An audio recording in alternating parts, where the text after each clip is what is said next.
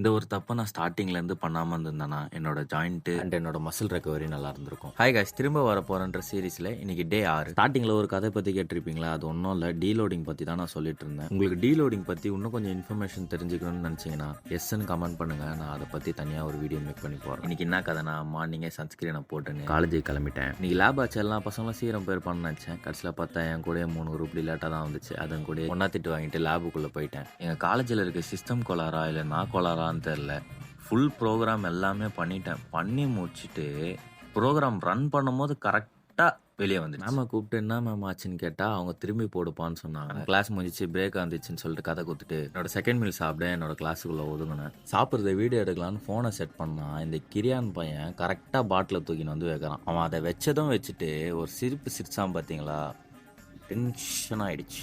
அதுக்கப்புறமா கிளாஸ்லாம் முடிச்சுட்டு அடிக்கிற வெயில் கைக்கு ஸ்லீவு மூஞ்சிக்கு மாஸ்க்கு போடாமல் போனேன்னா எங்கள் வீட்டில் இருக்கவங்களே எனக்கு அடையாளம் தெரியாது போல், அந்த அளவுக்கு ஆயிடுறேன் நான். ஸோ அதனால் எல்லாத்தையும் போட்டுன்னு போனேன். அதுக்கப்புறமா வீட்டுக்கு போனதுக்கப்புறம் தான் ஞாபகம் வருது சிக்கன் வாங்கலன்னு சொல்லிட்டு. ஸோ அதனால் திரும்ப வீட்டிலேருந்து கிளம்பி சிக்கன் கடைக்கு போயிட்டு சிக்கன் வாங்கினேன். எனக்கு ஏன் இப்படி தோணுச்சுன்னு தெரில, ஆனால் அந்த சிக்கனை பார்க்கும்போது இப்படி தான் தோணுச்சு. அழகா பசங்க இந்த பொட்டை.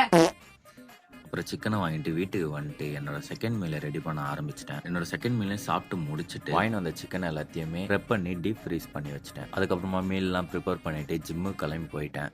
இன்றைக்கும் ஒரு டீலோடிங் டே தான். நார்மலாக செஸ்ட் ஷோல்டருக்கு போடுற வேரியேஷன்லாம் போட்டுட்டு ஒர்க்லாம் முடிச்சுட்டு வீட்டுக்கு கிளம்பிட்டேன். வீட்டுக்கு போயிட்டு என்னோட தேர்ட் அண்ட் ஃபைனல் மீலை டின்னரை சாப்பிட்டுட்டு வாக்கிங் 10K ஸ்டெப்ஸை ஃபினிஷ் பண்ணிவிட்டு என்னோட டே முடிச்சுக்கிட்டேன். நாளைக்கு பார்ப்போம்.